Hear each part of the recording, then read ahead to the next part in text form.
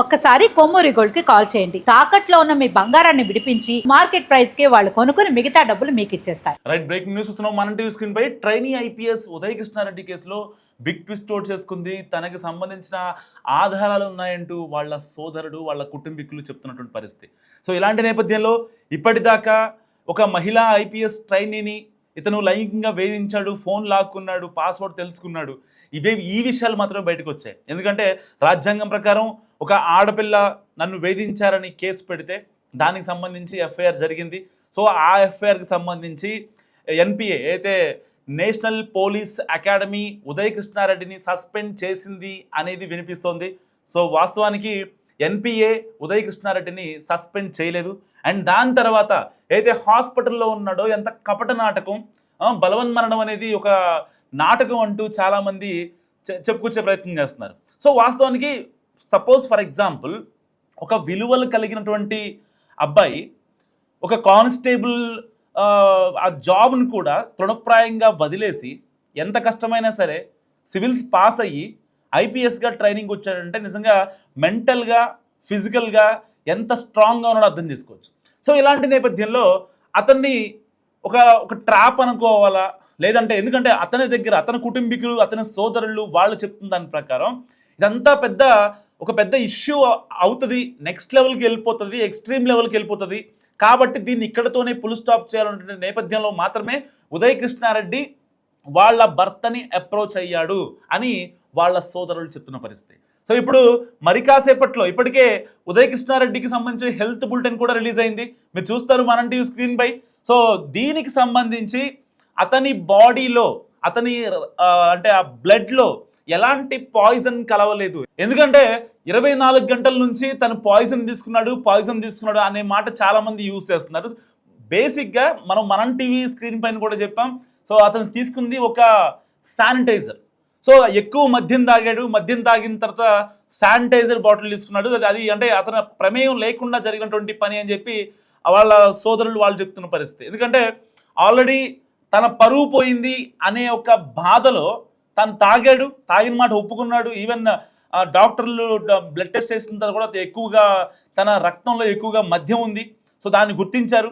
And దాని తర్వాత sanitiser bottle తీసుకున్న తర్వాత అతను అంటే ఇక ఆల్మోస్ట్ కోమా అనమాట. సో ఆ టైంలో వాళ్ళ సోదరుడు ఎవరైతే ఉంటారో అతను వెంటనే ఎస్ఆర్ నగర్ హాస్పిటల్కి తీసుకెళ్ళడం జరిగింది. అండ్ దాని తర్వాత నిజంగా ఇదంతా కపట నాటకం, సింపతి కోసం అని చెప్పి చాలామంది మాట్లాడుతున్నారు. నిజంగా సింపతి కోసం కనుక ఉదయ్ కృష్ణారెడ్డి చెయ్యాలి అంటే ఆ రోజున వాళ్ళ ఎవరైతే ఆ మహిళా ట్రైనీ వాళ్ళ భర్తతో గొడవ పడాల్సిన అవసరం లేదు.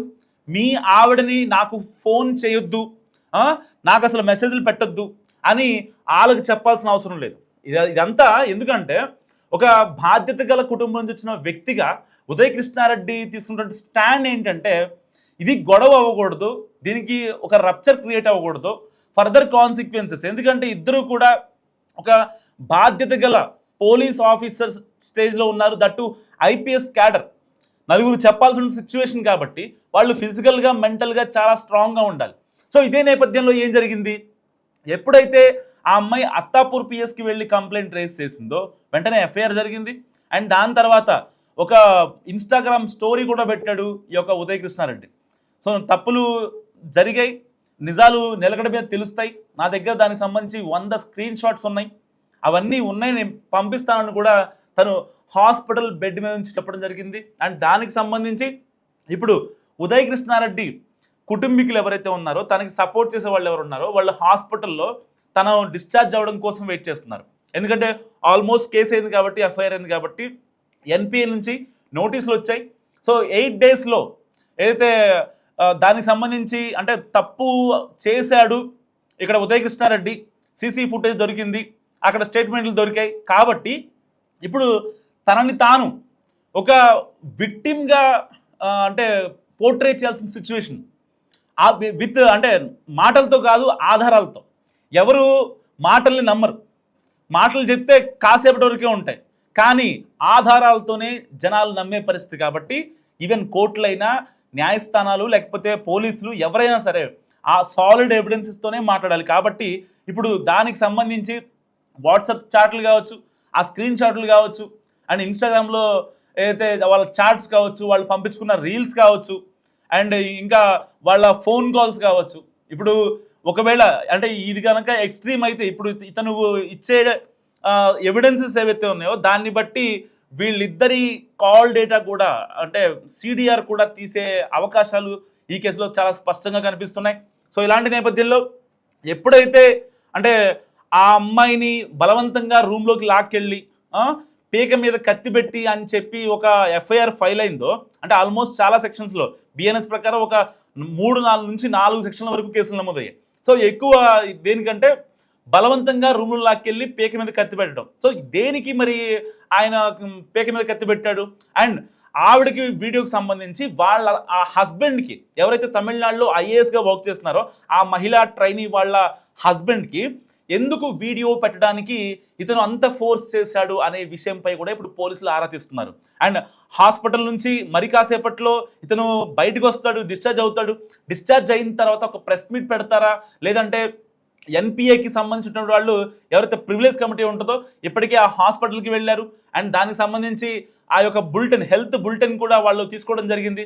సో ఇప్పటిదాకా డాక్టర్లు కన్ఫర్మ్ చేసింది ఏంటంటే తను ఎలాంటి పాయిజన్ తీసుకోలేదు. సో అతను ఎక్కువగా హైలీ అంటే లిక్కర్ కన్జ్యూమ్ చేశాడు హై లెవెల్లో. అండ్ దాని తర్వాత ఈ యొక్క శానిటైజర్ తాగడం వల్ల మాత్రమే అతను అపస్మారక స్థితిలోకి వెళ్ళడం జరిగిందని చెప్పి డాక్టర్లు చెప్తున్న పరిస్థితి. ఇప్పటికే పోలీసులు అండ్ వీళ్ళు ఎన్పిఏ వాళ్ళు, ప్రివిలేజ్ కమిటీ వాళ్ళు వీళ్ళంతా హాస్పిటల్లో ఉన్నారు. సో ఇప్పుడు అక్కడ ఉన్నటువంటి కుటుంబీకులు తన వర్షన్ వినేవాళ్ళు ఎవరైతే ఉన్నారో వాళ్ళంతా కూడా చెప్పే మాట ఏంటంటే, లేదు మా దగ్గర సాలిడ్ ఎవిడెన్స్ ఉన్నాయి. సో లాయర్లని కలిసి దాన్ని బట్టి మేము మా దగ్గర ఉన్నటువంటి ప్రూఫ్స్ని పబ్లిక్ డొమైన్కి అండ్ మీడియాకి ఏదైతే అంటే ప్రతి వార్తని ఆ అమ్మాయిని హీరో టు జీరో అయ్యాడు, ఆ అమ్మాయిని వేధించాడు, లేదంటే కనుక ఈ యొక్క బలవన్మరణం అనేది కేవలం ఒక సింపతి గేమ్ కోసమే ఆడాడు అనేవి చాలా వినిపిస్తున్నటువంటి నేపథ్యంలో నిజంగా వాళ్ళ కుటుంబీకులు చాలా అంటే ఒక రకమైన అసహనం క్రియేట్ చేస్తున్నారు. అంటే ఒక న్యాయం చేయడానికి వీళ్ళకి స్కోప్ లేదు, కానీ వీళ్ళు ఇట్లా మమ్మల్ని ఎందుకు ఇంత బ్లేమ్ చేస్తున్నారు అనే ఒక లో లెవెల్కి వాళ్ళ కుటుంబీకులు వెళ్ళిపోయారు. సో బయట జరుగుతున్న తీరంతా కూడా ఇప్పటికీ కూడా ఉదయ్ కృష్ణారెడ్డికి అక్కడ ఉన్న కుటుంబీకులు కావచ్చు, అక్కడ ఉన్న డాక్టర్లు కావచ్చు, ఎవరు చెప్పే ప్రయత్నం చేయట్లేదు. అంతా బాగానే ఉంది. సో ఎందుకంటే అతను కోలుకోవాలి కాబట్టి అతనికి అలా చెప్తున్నారనమాట.